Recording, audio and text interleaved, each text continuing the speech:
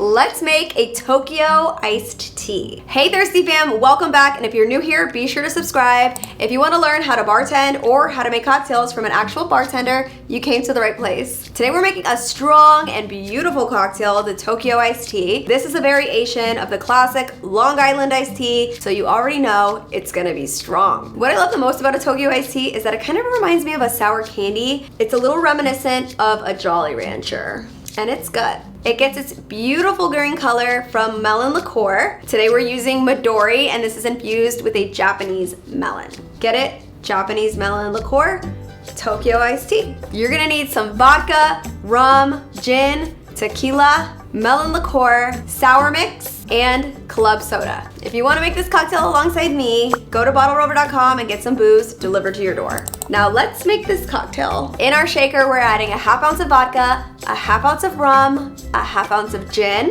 a ½ ounce of tequila, a ½ ounce of melon liqueur, and 1 ounce of sour mix. We're gonna shake that up real good, strain it over some ice, and then top it with some club soda. We're gonna garnish with a lemon wheel and a cherry. And ready to get the party started, a Tokyo iced tea.